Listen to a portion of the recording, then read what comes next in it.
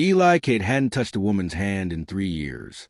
Not since he'd buried his wife beneath the elm tree on the South Hill and stopped believing kindness had any particular use left in the world. He still rose before the sun, still fed the horses, still drove fence posts into ground that hadn't asked for them. He kept living the way a man keeps a clock wound after the house goes quiet. Not because it matters, but because stopping feels worse. He rode into Harlan Creek, Montana Territory, at first light that Saturday morning.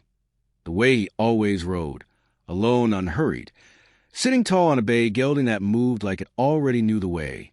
He wore his wife's hat, not a woman's hat. Exactly. Just a wide-brimmed thing she'd bought him at a trade post in Billings the spring before she died. He wore it every day. Not for shade. For her.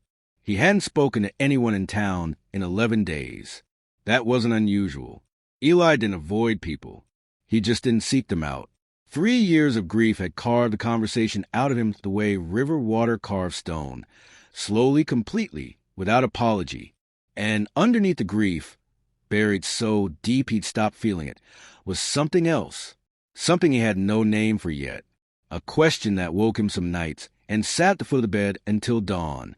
Margaret had been healthy, strong, laughing on a Tuesday, dead by Saturday.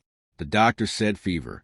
Eli had said nothing, because there was nothing to say, and no one in Harlan Creek he trusted enough to say it to. He was here for a horse. A draft horse, broad-shouldered, strong enough to pull timber from the North Ridge before autumn closed the passes. Judge Harold Voss had one for sale, a Belgian, supposedly 16 hands, fair price. Eli didn't like Voss. Nobody did, exactly, but everybody needed him. Voss owned the land office, the courthouse, half the storefronts on Main Street, and enough debt notes to keep every rancher in the territory polite. He was the kind of man who smiled when he had you cornered and called it hospitality. What Eli didn't know, what he had no way of knowing that morning, was that Voss had been watching the Cade Ranch for 3 years. Watching and waiting. Waiting to be sure the widower was too broken to ever ask the right questions about how his wife had died. But a horse was a horse. Eli needed one. He tied the gelding outside Voss's barn and stepped through the wide door into air thick with hay dust, manure, old leather, and the sour tang of summer sweat baked into timber. Flies droned against the long gold bars of light coming through the slats. He moved down the center aisle slowly. A roan mare here, a paint there, nothing Belgian, nothing worth the ride. Then he heard it, not a horse sound, not hooves or breathing through wide nostrils. This was smaller, tighter, a human breath, ragged and shallow, the kind that sounds like it hurts to draw. Eli stopped. He didn't call out. He turned his head toward the last stall on the left, where the light didn't reach, and moved closer the way a man moves when he already knows what he's about to find won't be good. Behind a wall of stacked hay bales, crumpled against the backboards like something discarded, was a woman. Young, maybe 23, maybe 25, hard to tell under the damage. Her wrists were lashed to a post with braided horse rope, pulled tight enough to dig grooves into the skin. Her dress was torn at the collar, faded cotton, stiff with dried sweat and dirt. No shoes. Her feet were blistered, ankles scabbed where rope had been before. Her face told a story he didn't need to hear out loud. One eye swollen half shut, a bruise across the jaw fading green at the edges, which meant it wasn't new. Lips cracked, hair matted, but her back was straight as a fence post. And her one good eye locked onto his was something that wasn't fear. It was rage. She didn't scream, didn't beg, didn't cry. She looked at him the way a trapped animal looks at anything that moves, measuring, calculating, deciding if this was another threat or just the next one. Eli crouched. She flinched hard, her whole body jerking against the rope. He raised both hands, palms open. "I ain't here to hurt you." She said nothing. He reached for the knot at her wrists. She pulled back. "Easy," he said. "Not soft. Just steady. I'm cutting you loose." He drew the knife from his belt, and her breath caught. He paused. Let her see it. Let her see him turn the blade toward the rope, not toward her. Then he cut. The rope fell away in 2 pieces. She pulled her wrist to her chest and held him there, trembling. Not from cold. It was 90 degrees in that barn, but from something deeper, something that lived inside the bones. "Can you stand?" he asked. She didn't answer. She stared at him like she was trying to figure out the cost. "There ain't a cost," he said, as if he'd read her mind. Behind them, footsteps, the sharp click of heels on hard ground. Not boots, dress shoes, the kind no honest rancher wore. Judge Harold Voss stepped into the barn like he owned the air inside it, which technically he did. Tall, lean, silver-haired, clean-shaven. His coat was pressed. His collar was white. He carried a cane he didn't need, and a smile he used like a weapon. He didn't look at the woman. Not once. But his eyes, when they landed on Eli, held something that wasn't quite surprise. Something more like calculation. "Eli Cade," Voss said, tipping his head. "You're early. Horse is in the east paddock. Fine animal. You'll be pleased." Eli didn't stand. He was still crouched beside the woman, the cut rope at his feet. "What is this?" he asked. Voss glanced down. His smile didn't waver. "A matter of private business. She's in my care."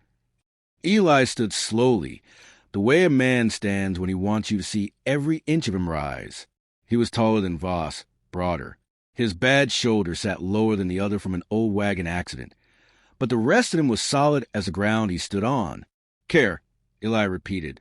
Voss clicked his tongue. "She came to me 3 weeks ago. Destitute. No family. No papers. No prospects. I gave her shelter, fed her, kept her out of trouble." He waved a hand. "Casual. She tried to run. Stole from my pantry on the way out. I had to restrain her for her own safety. You tied her to a post in a horse stall in July. Temporarily." The woman spoke. Just one word, cracked and dry as desert wood. "Liar." Voss's jaw tightened, a flicker, gone before most men would catch it. Eli caught it. "She's confused," Voss said. "Heat does that. She don't look confused." Voss shifted. His voice dropped, still smooth, but underneath it, iron. "I've got signed papers. Her stepbrother, a man named Vernon Merritt, transferred labor rights to me as payment for a debt. Legal and proper, filed at my office. She belongs to this arrangement until the debt is cleared." "How much is the debt?" "That's between me and the contract." "How much?" Voss studied Eli the way a man studies a problem he didn't expect. "More than a horse," he said quietly. "Now, do you want the Belgian or don't you?" Eli looked at the woman. She was still on the ground, wrists pressed to her chest, watching both men with that one fierce eye. She hadn't asked for help, hadn't begged, hadn't done anything but call the man a liar and sit there like a coiled spring. He looked back at Voss.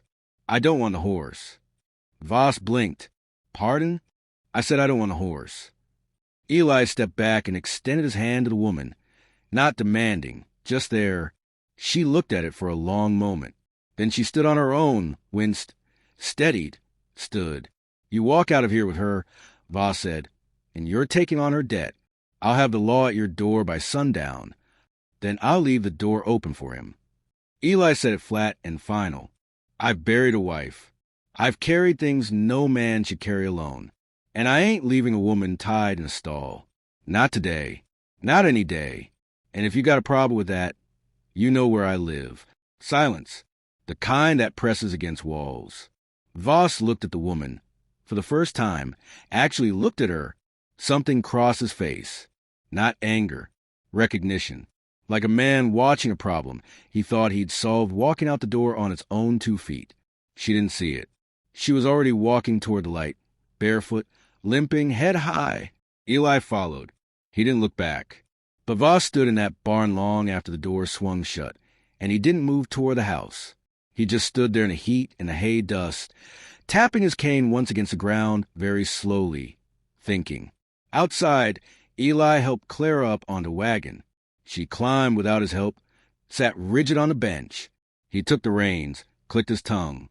The gelding moved. They didn't speak for the first mile. Dust rose behind them in a slow golden cloud. Finally, without turning her head, she said, "You shouldn't have done that." "Probably not." "He'll come after you." "Probably will." "I ain't worth the trouble." Eli glanced at her. Her jaw was clenched. Her hands were in her lap, wrists angry red. She was staring at the road like it owed her something. "What's your name?" he asked. A long pause. Flies buzzed around the horse's ears. "Clara," she said. "Clara Merritt. Eli Cade.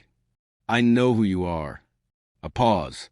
Everybody knows a man who don't talk. He almost smiled. Almost. What neither of them knew, sitting on that wagon as the dust rose behind them in a slow golden cloud, was that Clara Merritt's last name was the most dangerous thing she owned, and Harold Voss had known it for years. She didn't sleep first. She sat at the table in the small cabin's main room for most of the night, wrapped in a blanket that smelled of cedar and old soap, listening to the silence with the wariness of a woman who had learned that silence wasn't safe. It was just a pause before the next blow. When morning came, she folded the blanket, set it on the chair, and was sitting on the bottom porch step with a cup of coffee, going cold in her hands, when Eli came in from a barn. He sat on the top step behind her and waited. 3 months ago, Vernon had owed Voss $200 in gambling debts. Instead of paying, he'd signed a paper giving Voss rights to her labor. 2 men came to the boarding house in Helena where she was working, put her in a wagon, drove her to Harlan Creek. First week, cooking and cleaning. Second week, Voss come in her room at night and standing in the doorway watching her sleep without saying a word. Third week, she ran. His men caught her 3 miles out. After that, the stall. 11 days. Eli listened to all of it without moving. When she finished, the silence sat between them like something heavy that had been set down and wasn't getting picked back up. "He told the town I was a thief," Clara said. "Said I stole from him, and he was holding me for the deputy. Nobody questioned it. Nobody came. I came." She turned and looked at him over her shoulder. "You came to buy a horse." "I did." She looked at her bare feet, at the blisters, at the road stretching out ahead, baked and cracked and endless. Then she said something that seemed to come from nowhere, the way important things sometimes do. "My father left me something, before he died." Her voice changed, softer, like she was handling something fragile. "He was a miner, worked in Northridge for 12 years. Saved enough to file a land claim. Last thing he ever said to me. He gave me a number, told me to write it down and keep it safe. Said it was mine, that the land was mine, that nobody could ever take it as long as I had that number." Eli went very still. "You write it down?" "In my journal. I was 16. I didn't know what it meant. Just a string of numbers and letters. A filing code, my father called it. I wrote it down the way you write down something from a dream, because he asked me to." A pause. Voss took the journal when his men brought me to the house. First thing he did, before he showed me where I'd sleep, before he said a single word about the arrangement, he took my satchel and went through everything in it. Her jaw tightened. He knew exactly what he was looking for. Eli stood up slowly. Something was opening inside his chest. Something he kept sealed for 3 years, pulling at the edges like a wound that hadn't healed right. "How long has your father's claim been filed?" he asked. "Since I was 10. 13 years. 13 years. Eli did the math without meaning to. Voss had been on that land for at least that long, collecting timber revenue from a ridge that didn't belong to him, paying no one, answering to no one. And if Clara ever filed to claim what was hers, if she ever produced that journal entry with her father's filing code, the whole arrangement collapsed. "He didn't buy you for labor," Eli said. Clara looked at him. "He bought you to keep you quiet, to keep you from ever knowing what that number meant, to get your signature on a transfer document, and then make sure you were never in a position to tell anyone what happened." She sat very still. A fly buzzed near the porch rail. Down the road, a bird called once and went silent. "How much timber comes off that North Ridge?" she asked finally. "Enough," Eli said. "Enough to be worth a great deal. Enough to be worth keeping secret." He paused. "Enough to be worth killing for." The word dropped between them like a stone into still water. Clara pressed her palms flat on her knees. "Eli, your wife." He didn't answer right away. He walked to the fence post he'd set the day after Margaret's funeral, pounding into the earth like he was nailing down the last piece of his old life. He put his hand flat on the wood. You said she died of fever, Clara said quietly. That's what the doctor said. Do you believe it? A long silence. The gelding shifted in the barn. The morning heat pressed down on the yard like a hand. No, Eli said. I never did. He'd never said out loud before. Not to anyone. Not even to himself in the dark of a sleepless night. The word came out rough and strange, like something that had been underground too long, suddenly exposed to air. Margaret found something, he said slowly. 2 months before she died. She'd been looking through the land office records. She was curious that way, always poking at things that didn't sit right with her. She came home one afternoon and told me she found a land claim sitting uncollected, and Voss's name appearing on the timber revenue records for the same parcel. His voice went rough on the edges. I told her to leave it alone. Said it wasn't our business. Said Voss wasn't a man to poke at. He stopped. His knuckles went white against the fence post. She died 4 days later. Clara didn't speak. She let the words settle like dust after a storm.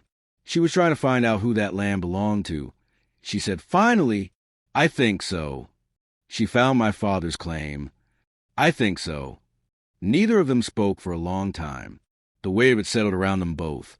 3 years of grief on one side, 11 days of rope burns on the other, and Harold Voss sitting at the center of all of it like a man who had been patient so long he'd forgotten the web was made of other people's lives. He killed her, Clara said. Not a question. I can't prove it. Not yet. We have to. Eli looked at her. The bruise around her eye had faded to yellow. Her wrists were still raw. But something in her face had changed. The measuring, waiting look was gone. In its place was something harder. Something that had been searching for a direction, and had finally found one. He went inside and came back with a pair of old boots. Cracked at the heel, laces knotted in 3 places. His wife's boots.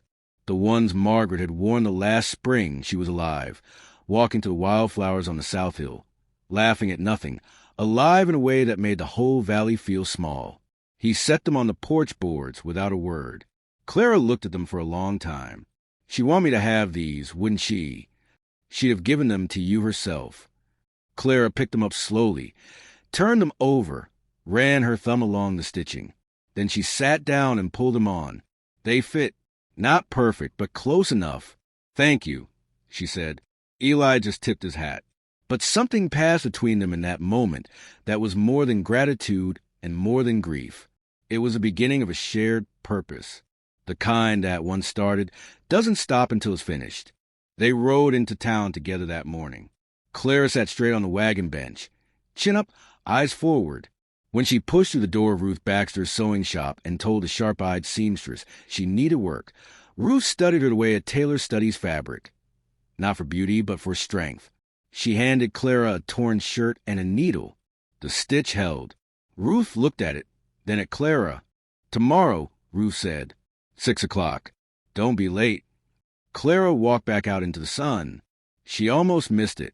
The way Ruth's hands went still when Clara said her last name. The way the old woman's face did something complicated. Recognition, maybe, or the shadow of it, before she smoothed it back to neutral. Clara filed it away. She filed everything away now. She had learned, in 11 days tied to a post, that the smallest details were sometimes the ones that saved your life.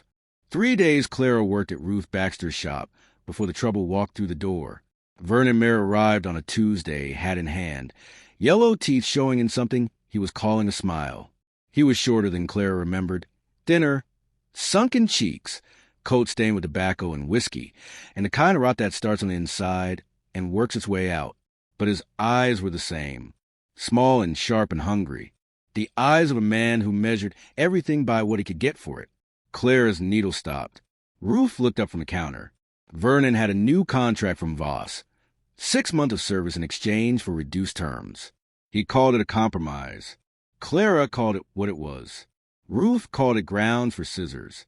Vernon left without the girl, and with considerably less dignity than he'd arrived with, the bell above the door screaming behind him.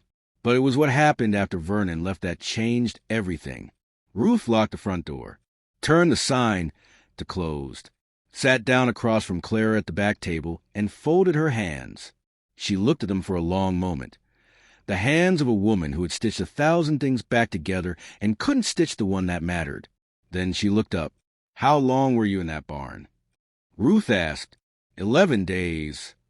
Ruth nodded, the kind of nod that carries weight. "The woman before you was 9. Clara went very still. "For years ago," Ruth said. Her voice was steady, but it cost her something to make it that way. Her name was Alice Pryor. She came to Harlan Creek looking for work, the way women do when they have nowhere else to go. Voss offered her a position in his household, said she'd be cooking and cleaning. She looked hopeful when she arrived. Ruth's jaw tightened. 3 weeks later, I saw him walk her across the street toward that barn. She was crying. He had her by the arm. I watched him take her inside. I heard the bolt slide shut from the outside. The shop was very quiet. "What did you do?" Clara asked. Ruth's eyes stayed steady. "Nothing." The words sat there between them like a stone dropped in still water, sending out rings that touched everything in the room. I told myself it wasn't my place. That Voss was a law and I was a seamstress, and what could one woman do? I told myself she'd probably done something to deserve it. Ruth pressed her hands flat on the table. I told myself a lot of things. None of them were true. They were just things that were easier to believe than what I actually knew, which was that a woman was in danger, and I was the only one who had seen her go in. Clara held the older woman's gaze and didn't say the words she could have said. There were enough of them. She held them back. Alice disappeared 2 weeks later. Ruth continued. Voss told the town she'd moved on. Nobody asked questions. Nobody ever does, when the man with the answers is also the man with the courthouse. She reached under the counter and pulled out a small folded piece of paper, worn soft at the creases from being handled too many times. She left this, slipped it under my door the night before she disappeared. I found it in the morning. She slid it across the table. Clara unfolded it carefully. The handwriting was shaky, rushed. 4 words and a number. He took everything. HC 1887 M04. Clara's breath stopped. She read it again. HC 1887 M04. She looked up at Ruth. "You know what this is?" "A land claim filing code," Ruth said quietly. "Helena Claims Office. I looked it up years ago, when I finally worked up the nerve. The claim is filed under the name Thomas Merritt." She watched Clara's face. "Your father?" The room tilted. Clara pressed her hand flat on the table. Alice Pryor had found it. Had found the claim the same way Margaret Cade had found it. The same way Clara had been carrying it in her own journal for 13 years without knowing what it meant. 3 women, 3 different roads leading to the same number, and Harold Voss standing at every intersection, making sure none of them ever put it together. "He killed her," Clara said. "Alice." Ruth didn't answer. She didn't need to. And Margaret Cade. Ruth's eyes closed briefly. When they opened again, they were different. Older, heavier, but also somehow cleaner. Like a woman who has finally said the things she has been holding back for so long that saying out loud feels like setting down a stone she forgot she was still carrying. "I don't know that for certain," Ruth said. "I do." Clara stood. Her hands weren't shaking. She was past shaking. She was somewhere on the other side of it, in that cold, clear place where everything becomes very simple. "He's been collecting revenue off my father's land for 13 years. Anyone who gets close to finding out, he makes disappear." Alice disappeared. Margaret died of fever that wasn't fever. He brought me here to disappear me too, except he needed my name on a document first. She looked at Ruth. He needed me to sign something. Ruth opened her desk drawer. She pulled out a second document Clara had never seen. Folded twice, sealed at one edge. "This came to my shop by mistake 2 months ago. Delivered to the wrong address." She slid across. "I've been holding it ever since, not knowing what to do with it, not knowing who to trust." Clara read it. A land transfer form, pre-filled. All it needed was her signature. Transferring her father's claim, HC 1887 M04, to Harold Voss, permanently and irrevocably, in settlement of a labor debt. She set it down on the table. smoothed it flat with both hands. Felt something she hadn't felt since the barn. Not fear, not grief, not even anger. Something colder and more precise. The feeling of a woman who has finally seen the whole shape of the thing that was done to her and is deciding, quietly and without drama, what she's going to do about it.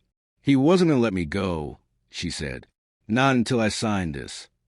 No. And after I signed it? Ruth didn't answer. She didn't need to. Clara folded the document, tucked it into the pocket of the flannel shirt, and stood. She rode home on the mule Ruth lent her, faster than she should have, the Montana road unwinding beneath her in a long flat line. When she got to the ranch and told Eli everything, Ruth's story, Alice Pryor's note, the transfer document, she watched something happen in his face that she hadn't seen before. Not grief, not anger, something colder and more deliberate than both. He killed Margaret because she found the claim, Eli said. Yes. And he's been waiting 3 years, watching me fall apart, making sure I was too broken to ever figure it out. Yes. Eli stood from the porch step. He walked to the fence post he'd set the day of the funeral and stood there with his hand on it for a long moment. Then he turned. We need Danny to ride to Voss's house tonight. Not just for your journal. For anything in that study with the land claim number on it. Ledgers, receipts, letters. Whatever he's got. Danny could get hurt. I know. I'm going to ask him anyway. So am I, Clara said. Danny Cole came back before dawn with a torn shirt, a scratch across his cheek, Clara's leather journal, and 3 documents tucked inside his coat that made the cabin go very quiet. The first was Voss's letter to Vernon. $50 upon delivery. Restrain her if she resists. Destroy this letter. Vernon hadn't destroyed it. Vernon was the kind of man who kept ammunition even when he didn't know who to aim it at. The second was a ledger. 12 years of timber revenue recorded in Voss's own hand, with a filing code in the margin of every single entry. HC 1887 M04. 12 years of money collected from land that didn't belong to him, written down in his own careful script as if he expected no one would ever read it. The third was a doctor's bill, 3 years old, a payment to Dr. Haverford in Harlan Creek for the preparation of a medicinal compound. The compound had a name Clara didn't recognize. Eli did. He'd seen it once in a medical book Margaret had left open on the table a week before she died, open to a page about fast-acting fevers. She'd marked the page with a piece of ribbon. He had assumed she was reading about her own illness. She hadn't been reading about her own illness. She had been reading about the thing that was going to cause it. Eli set the paper down very carefully. He stood there with his hands flat on the table and his eyes closed and his breathing slow and controlled, the way a man breathes when he's holding something inside himself that is nowhere to go yet. Clara watched his hands. She didn't say anything. There was nothing to say. Some truths are too heavy for words to carry. They have to be felt first, in the body, in the bones, before language is any use at all. After a long moment, Eli picked up the doctor's bill and folded it, put it in his shirt pocket, close to his chest, where he would keep it until the day it was read aloud in the courtroom. Saturday came. They rode into town together. Eli, Clara, Danny.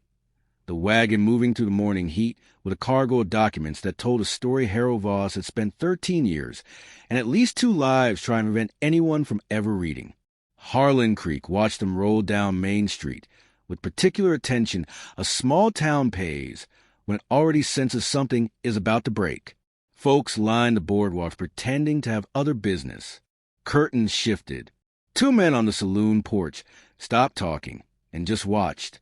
Clara held the bundle of papers against her chest and didn't look at any of them. Inside the courthouse, Voss sat behind his desk like a man who had already won. Vernon sat beside him, picking at his fingernails, not meeting anyone's eyes. At a separate table sat a man Clara had never seen. Tall, weathered, gray mustache, a badge pinned to a leather vest. Sheriff Samuel Coulter.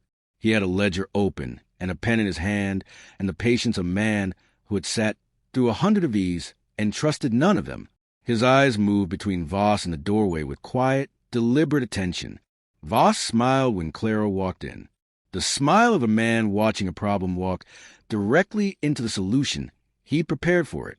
"Miss Merritt," he said pleasantly, "welcome back." Clara walked in front of the room without looking at him and set her bundle on the table in front of Coulter. She looked at the sheriff, not at Voss. "My name is Clara Merritt," she said, "and I'm here to tell you what happened to me, and to 2 other women before me." Voss's smile held. Barely. She told it from the beginning. The boarding house in Helena, the wagon, the first week of cooking and cleaning, the doorway, the stall, the 11 days. Coulter's pen moved without stopping. Clara kept her voice level and her eyes on the sheriff's face.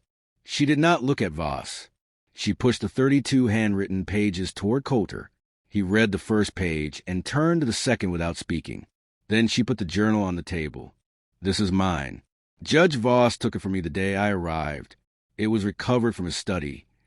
She opened it to a specific page, her own 16-year-old handwriting, looping and careful, with a number she had copied from her father's lips and never understood.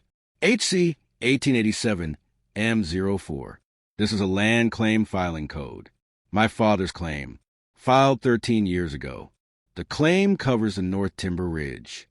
She paused. The same ridge Judge Voss has been collecting revenue from for 13 years. Something shifted in the room, 1 degree cooler. She put the ledger on the table. This is Judge Voss's record of that revenue. 12 years of it. His handwriting. His figures. His filing code in the margin of every single entry. Voss stood up. Those documents were illegally. "I'm not finished." Clara placed a letter on the table. Coulter read it. His mustache twitched. He read again. $50 upon delivery. Restrain her quietly. Destroy this letter. He set it down without expression. "There's more," Clara said. She placed Alice Pryor's folded note beside the letter. "For years ago, a woman named Alice Pryor was held in the same barn where Voss held me. She disappeared 9 days after entering that barn. The night before she disappeared, she left this note. It contains the same filing code." Clara let that sit for a moment. Ruth Baxter watched her go in. Ruth Baxter's voice came from the back of the room. Everyone turned. She stood in the aisle, shawl over her shoulders, spine straight as a rail. "I saw him walk that girl through town 4 years ago. I watched him take her into that barn, and I heard the bolt slide shut from the outside. She left that note under my door. I said nothing. I am saying it now." Then Clara placed the last document on the table. The doctor's bill. She didn't explain it. She looked at Eli, who was standing at the very back of the room, arms folded, saying nothing. He walked forward and stood beside her. Then he spoke, the only thing he would say in that courtroom, in a voice that was quiet and completely without tremor. "My wife was Margaret Cade. She died 3 years ago. The doctor said fever. She had been investigating the same land claim 1 week before she died. I want to know who paid for Dr. Haverford's retirement. The room was so quiet you could hear the flies against the windows." Coulter picked up the doctor's bill. "Read it once. Read it again. Set it down." Then one by one, the voices came. The woman from the bakery who had seen bruises on Clara's wrists and said nothing. The man from the general store who had been offered $20 to lie and declined but stayed silent. The blacksmith who had seen Alice Pryor crying and looked away. Each voice a small stone added to a pile that had been quietly accumulating for years, waiting for someone to finally tip it over. Voss's composure came apart piece by piece, like paint peeling from a wall that had been damp underneath for years. His smile vanished. His chin dropped. His eyes went hard and small and afraid. "I built this town," he said. His voice had lost its smoothness. "I own half the land you're standing on." "Then you built it on my father's land," Clara said, "and on Alice Pryor's silence, and on Margaret." Coulter stood. "Judge Voss, I'm placing you under arrest on suspicion of unlawful imprisonment, fraud, conspiracy to traffic persons, and suspicion of murder in the 2nd degree." He looked at Deputy Hale, who was pressed against the wall trying to become part of it. "You're suspended pending investigation." Hale unpinned his badge without a word and set it on the nearest chair. Voss looked at Clara as Coulter took his arm. For the first time, the smile was completely and permanently gone. What was underneath it was smaller and uglier than anyone had expected. Not arrogance. Fear. You have nothing that will hold, he said. Clara looked at him the way she had looked at him from the ground of that barn. Steady and unafraid, and completely finished with being impressed by him. The trial is set for October, Coulter said. The door closed. Clara walked out of the courthouse into the sun. Eli came up beside her. Ruth appeared on her other side and held out a small brass key. A back room, a cot, a window that stuck, a lock on the door that was hers. Why? Clara asked. Because every woman needs a room she can lock on the inside, Ruth said. And because I should have done this for Alice. I'm doing it for you instead. Clara closed her fist around the key. Eli Cade, she said, turning to him. You are the most stubborn, quiet, impossible man I have ever met. I've been told. She didn't die of fever. No, he said. She didn't. We're going to prove it. We already have. She reached up and touched the brim of his hat, Margaret's hat, gently, the way you touch something sacred. Then she turned and walked down the boardwalk toward Ruth's shop, key in hand, boots on her feet, head high. The bell rang thin and bright behind her. Eli sat in the wagon for a long moment. Then he tipped his hat to no one in particular, clicked his tongue, and drove home. The seat beside him didn't feel empty. It felt like a promise. The kind that doesn't need words and doesn't need rushing. The court ruled in October. The stolen ledger was inadmissible. The letter from Voss to Vernon, taken from a private residence without a warrant, was inadmissible. The doctor's bill proved nothing on its own, without the doctor present to testify. The circuit judge, a man from Billings who had known Harold Voss for 20 years and owed him a favor he hadn't found the right moment to repay, found insufficient evidence for the serious charges. Voss walked out of Fort Benton courthouse on a Tuesday afternoon in late October, straightened his coat, set his cane on the steps, and smiled a smile of a man who had survived everything before and expected to survive everything again. Clara was sitting on the steps when he came out. She looked at him. He looked at her. The smile held for 2 seconds. Then something in her eyes made it falter. Not anger, not grief, not despair. Something quieter than all of those. The look of a woman who has already decided what she is going to do next and doesn't need him to know it yet. She stood up, picked up the leather satchel at her feet, walked away.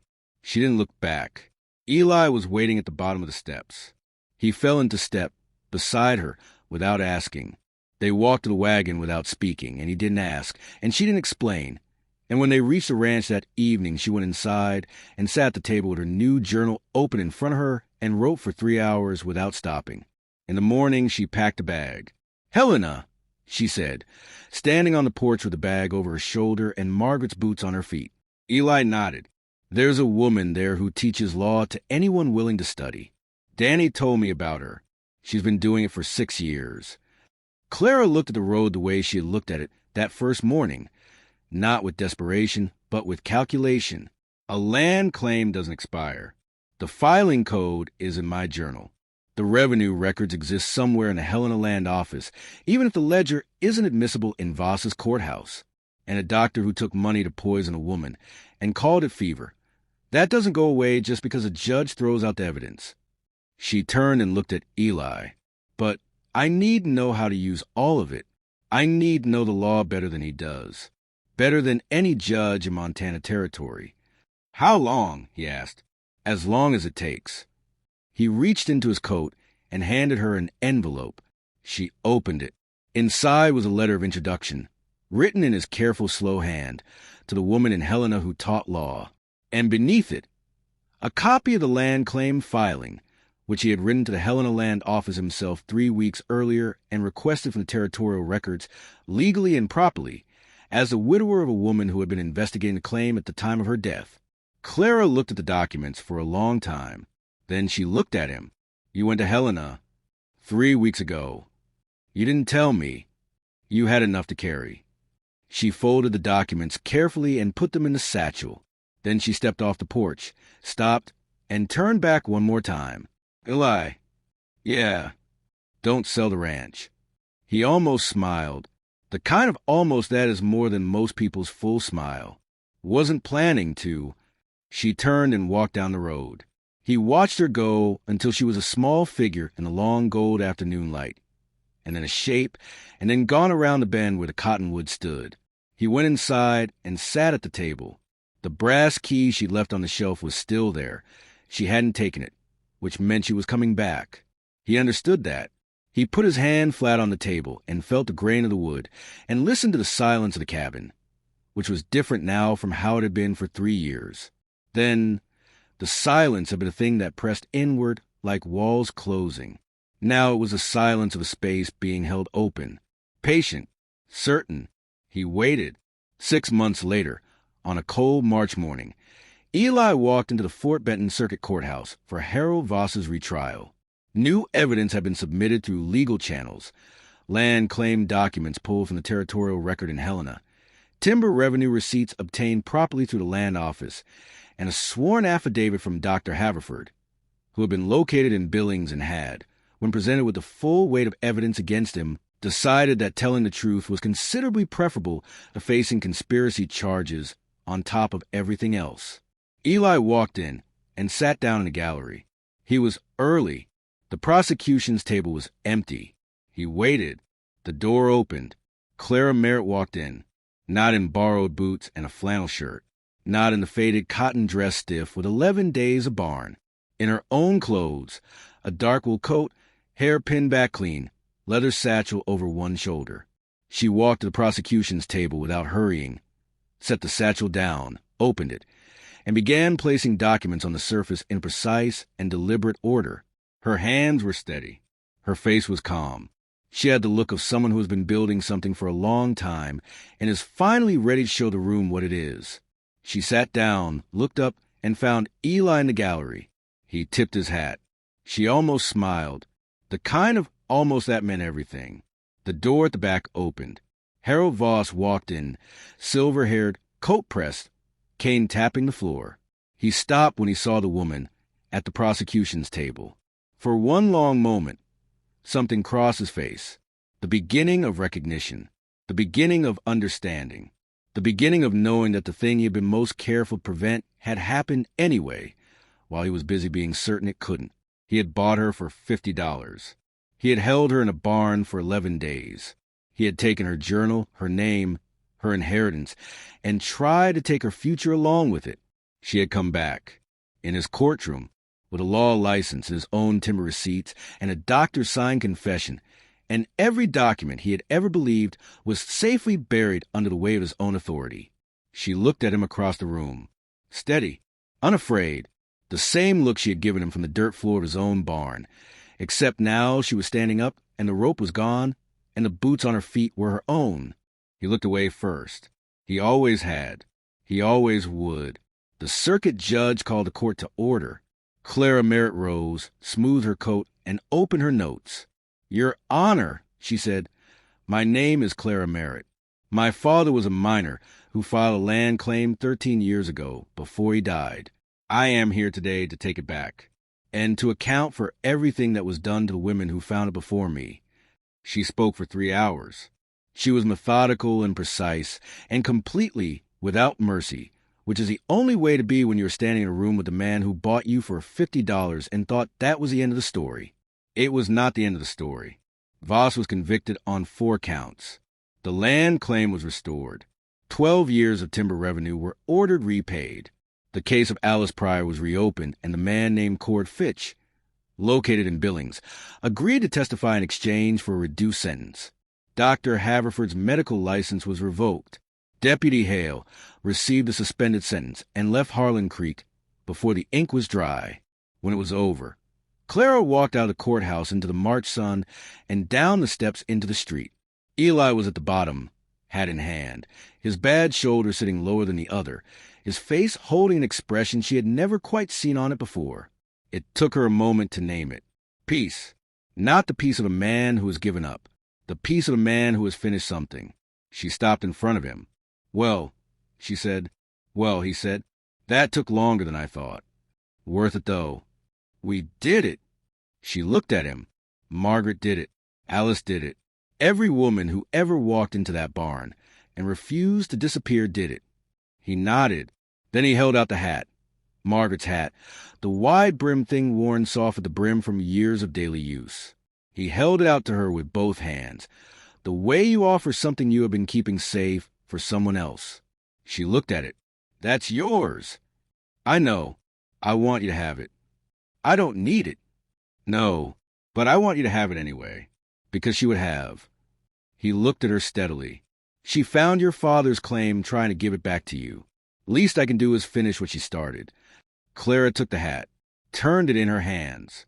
Then she put it on and it fit, and she looked at him from underneath the brim with an expression that held sorrow and something else. Something that had no name yet, but felt like the ground that hope grows in, solid and deep and ready. Take me home, Eli, she said. He did. A week later, she set the brass key back on the shelf by the door. Not because she needed it, because she wanted to see it every morning when she woke. A reminder that she could leave. That staying was a choice she made each day with her own name, on her own land, in boots that were hers now and had been for a long time. Outside, the North Ridge stood against the morning sky, green and patient. The way land is patient when it has been waiting to be claimed. The timber on it would take years to account for properly. There would be lawyers and paperwork and long rides to Helena and days when the machinery of justice moved so slowly it felt like it was moving backwards. But Clara Merritt had been sold for $50 and come back a lawyer. She had time.